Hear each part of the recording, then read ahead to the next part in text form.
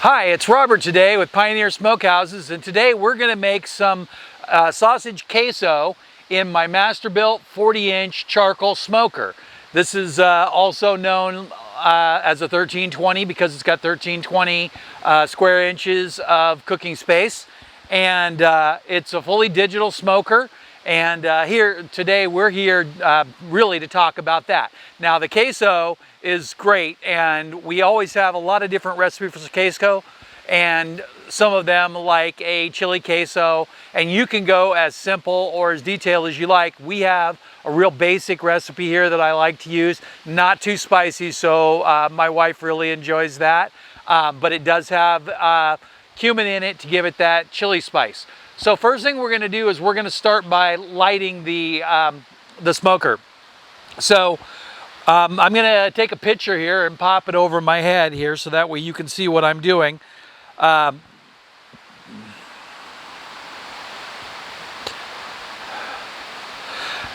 So the directions for lighting these in the basket call for 2 of the fire starters, but if you put it in just right and get it in there, you'll be able to get 1 in. So if you look at the picture here, I'm going to put it over here for a second. What you'll see is you'll see the fire starter across the bottom there, which is in the holder, and then you're going to see some matchlight charcoals. You don't want to fill your whole basket with matchlight charcoals or the whole thing will go up. You just want where you're going to start with. And when you buy a bag of matchlight charcoals, you have matchlight charcoals laying around forever, so you could just use a couple of them every time you light up, and they work out really well. Today I'm using Royal Oak charcoal because it's what a small local store had, and I have been trying to avoid big stores for a couple weeks. But I do like the Kingsford better, but I have tested this and it does cook well and it does taste good. So I put in those other ones which you saw in the picture there, and now I'm just going to lay out some of these to keep those other ones in place. And then after I get them laid out, then what I'll do is I'll go ahead and I'll light this. You can light it here or you can light it inside the smoker itself. But I'm going to show you a couple of different things here today.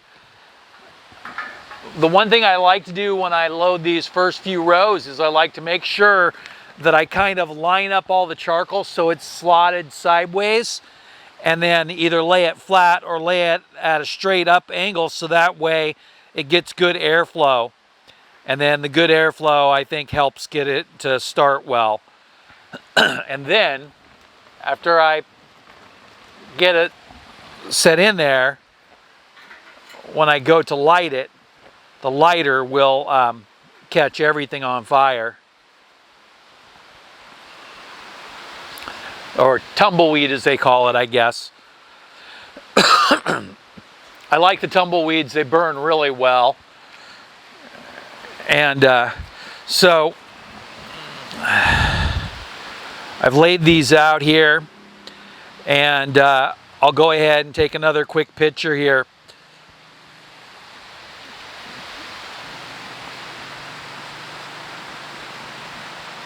So the tumbleweed is completely buried in there, and if you look at the picture there, you'll see how all of the pieces are either laid sideways or they're laid flat. So nothing is laid at an angle crossways would block airflow. So queso is not a long cook. It's only an hour-long cook. If we fill this thing up, it's going to be burning for hours, and we don't want to do that. That's one of those things about this unit is that it's harder to control your burn time than some of the other ones.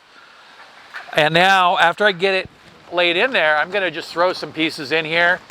And there's a reason that I'm doing this is I want to get a little bit of a layer here, and I don't want to overfill it.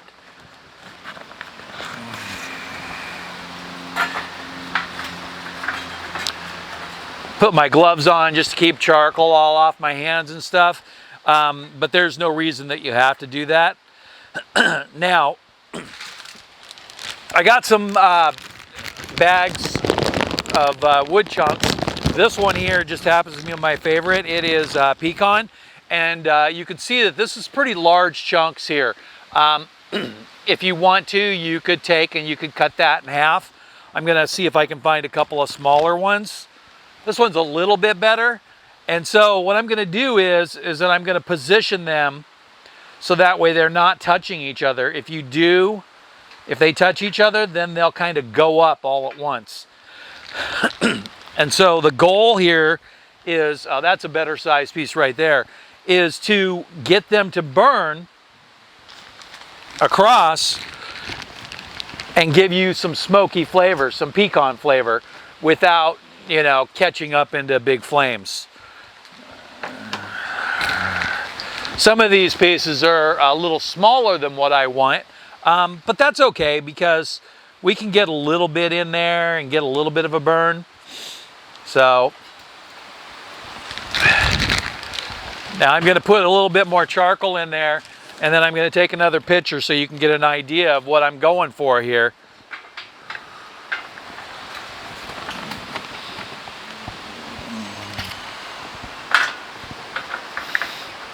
Again, the idea is to separate the wood with charcoal.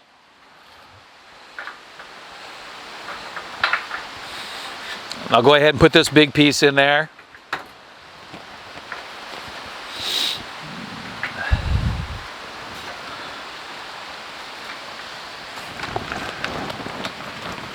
So I'm going to put a little bit more in here.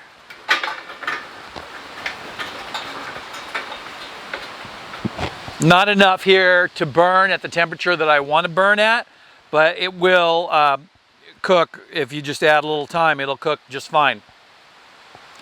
So I'm going to take a little picture here.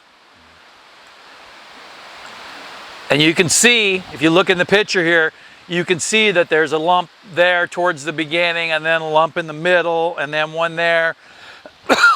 And then we have a couple more pieces here. So I'll just go ahead and just kind of position them around a little bit so they're not touching the other lumps. And then that way, this stuff will burn along with it, and you'll get an extra added smoke flavor to it. I'll just go ahead and take a little picture of what I just did. So you can see there that I just added a little bit more in there. So now that I've done that, I'm going to go ahead and pour a little bit more charcoal across the top.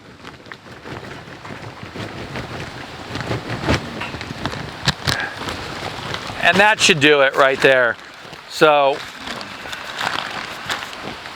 we're plenty good there. Like I said, you can light it from out here if you want, but I usually don't do that. I usually try to slide it in halfway, which is probably the best way to do it. So that you can get the basket where you want it. Get your blowtorch. I can't remember if I refilled this or not. It's working. So we're going to light that tumbleweed right there.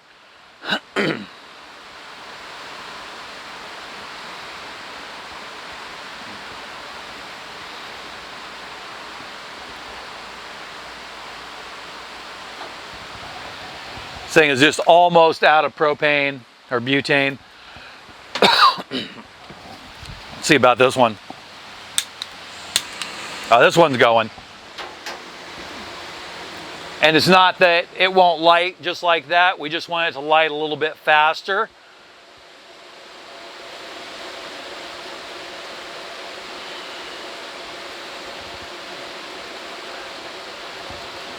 So this thing is smoking right up now.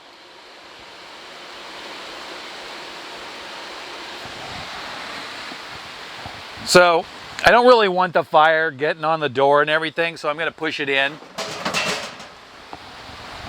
And I'm just going to let it do its thing. Now, the directions call to let it run for 3 to 5 minutes. I found that that's not really sufficient. So we're going to go for more time than that. And I want to make sure that I get this in there. There we go. As level as possible. The basket doesn't stay level. Once it heats up, it'll level out a little bit. But when it's cool, it tends to be twisted just a little bit.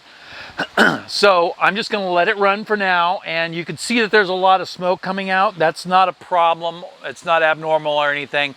That's just it lighting up. So what I'm going to do is I'm going to go pre-cook the sausage and get all the ingredients and come out here. So that'll take me a minute. For you, it'll be a second. So I'll see you then. All right, so I brought the camera down here a little bit so you can see what I've done. It only took a minute to pre-cook the sausage, and I'll show you that. So I'm going to put a picture of all the ingredients here while I'm talking and showing you in the camera also. So this is the sausage, and this is just a regular country pork sausage. If you want something spicy, you could use a spicy. The only one that I would recommend that you avoid would be like a maple sausage or something like that. And then we have a couple of cans of the diced tomatoes with green chilies. You could use brand name. I rarely do. I usually add what I want to go with it and go with the basics. Sometimes for some of my dips, I just use like stewed tomatoes, but not Italian. This is the money here. This is the cheese plate. So we've got a cup of sharp cheddar. Gouda works really well also. And then we've got a block of cream cheese. And then we have a whole container of processed cheese food, aka Velveeta, but I always use generic brand. So that whole thing is going to go in there. And then if you want a different cheese flavor, that's fine. Swiss really works really well. And I'll tell you what, if you're going to do like a fondue, Swiss cheese and cream cheese and a little bit of beer works excellent in the smoker, just to let you know. So this is my spice plate, and we'll go through it really quick. I'm holding that picture up there for you. The light color is the garlic, and then we have cumin, and then we have oregano, and Mexican oregano if you can get it. If not, use whatever you have. The Mexican oregano has a drier, more earthy taste, which goes better with the chili.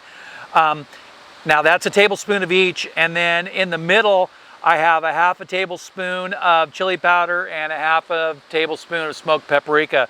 And I don't know, if everybody, puts smoked paprika in all their food, but I do. So anyway, so that goes in there like that. And then you do want to mix this around. And if you want a little bit better results, throw it in a dry frying pan for about 30 seconds. Turn your frying pan on medium high and let it come to full heat, and then mix it, then sprinkle it in there and just give it a couple of tosses, and heating it up will kind of wake it up and release all the spices. Really good. It really helps, and especially in a chili dish too. You really want to wake those things up. So the first thing I'm going to do is I'm going to go ahead and just start throwing this cheese in there. And we're not really going to mix any of this stuff up ahead of time. I'll tell you right now, the smoker is not up to temperature yet. It takes a while to get going, so we've got plenty of time here. And we can put this in beforehand since we pre-cooked the meat. And then I'm just going to take this stuff and I'm going to I chopped it up lightly, and so I'm just going to kind of spread it around the container a bit. If I can avoid having it push up against the side. See, when I say chopped it up lightly, I mean I chopped it up into these chunks. And then when it melts down, it'll melt to the edges. And as we cook, we can stir it a couple of times.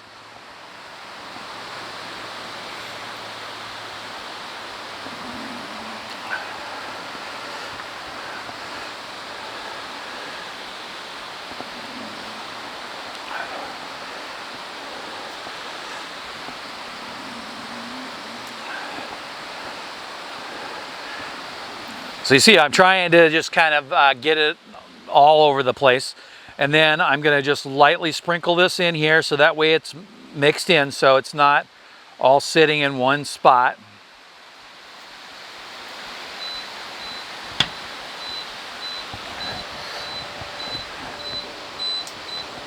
So after a certain amount of time, if the smoker doesn't reach temperature, it'll beep, which is basically erroring. So all I have to do is tap the temperature button and it'll restart the process. The current temperature is 125, so it's halfway there, but it just takes a while. That's one of the reasons why I like to use the charcoal lighter chimney. Now, there's liquid in here, and I like to use about half of that liquid. So I'm literally just going to pour off some of that liquid.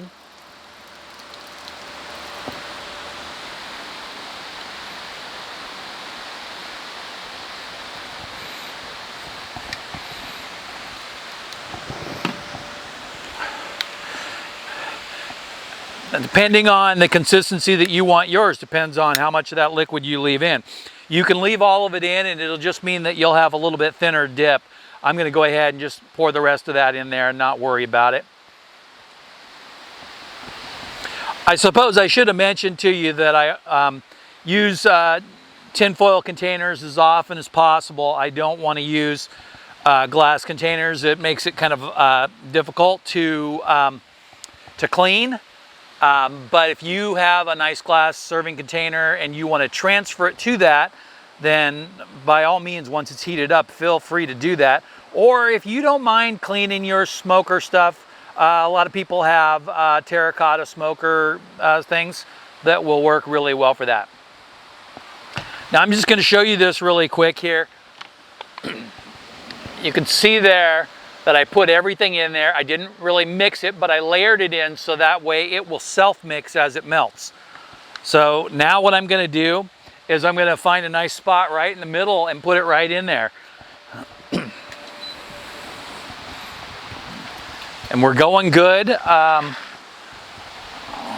I'm going to go a little bit to the top here, which my normal cooking spot would be up there.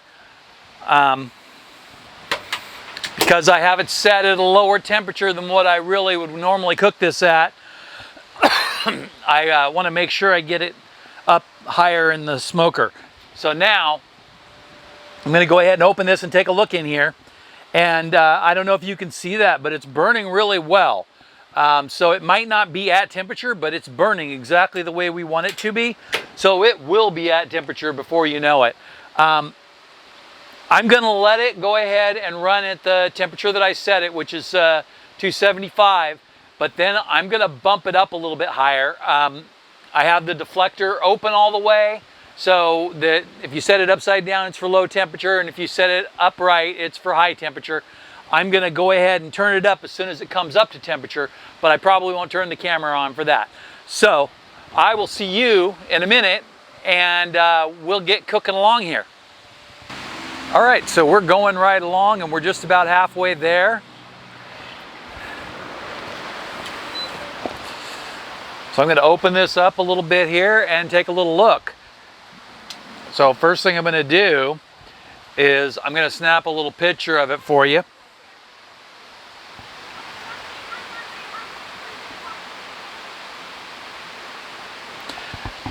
I'm going to pop that picture right up there behind my head.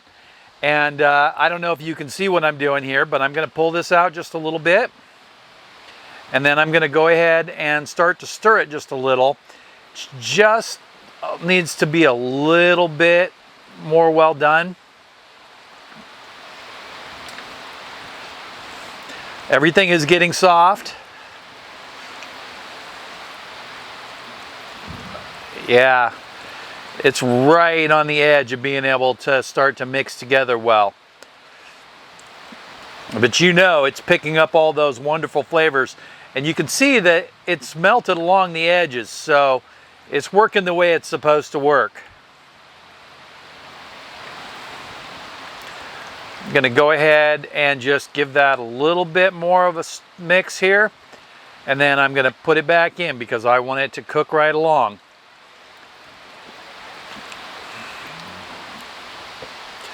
So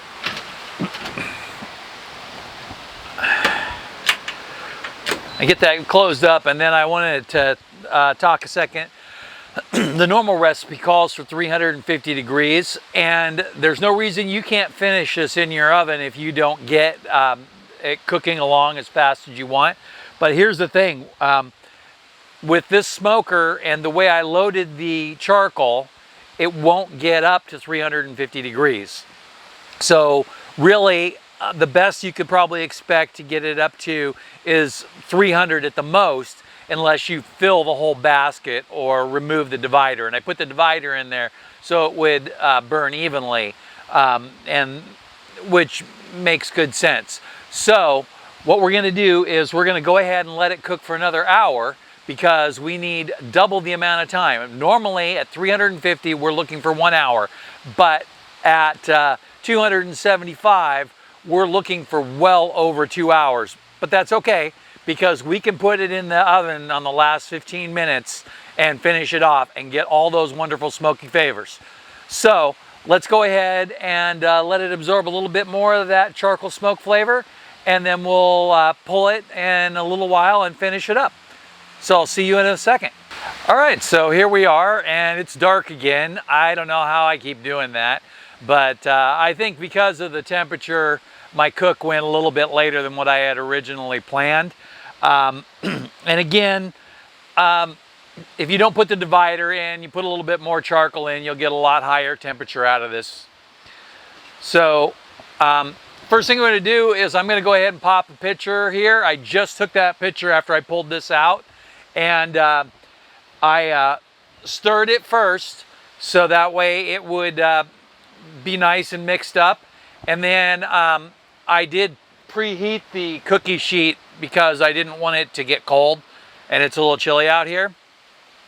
So I know you can, like I said, you can see the picture there, and then here's what it looks like there. It could use a little bit more of a mix, and I'm sure that I'll go ahead and do that once we put it in a little bit smaller a bowl for serving, because it's full right up to the top. So anyway, there's our smoked queso, and the basics will be down below, and we'll see if we can get an article up on that. But the links for what I used in today's recipe are going to be down below. First link will be a link to the review of the Masterbuilt 40-inch charcoal smoker, also known as the 1320. And so far so good. It's working real consistently, and we're gonna look to do some modifications on this smoker pretty soon here, because I think that it's going to work out really well for some cold smoking applications without the heat, and using smoke generators and smoke tubes. So anyway, thanks for watching, and I appreciate it. I'm going to go have some queso, and I'm going to throw a picture right up here of the bowl with some chips, and thanks for watching. Enjoy.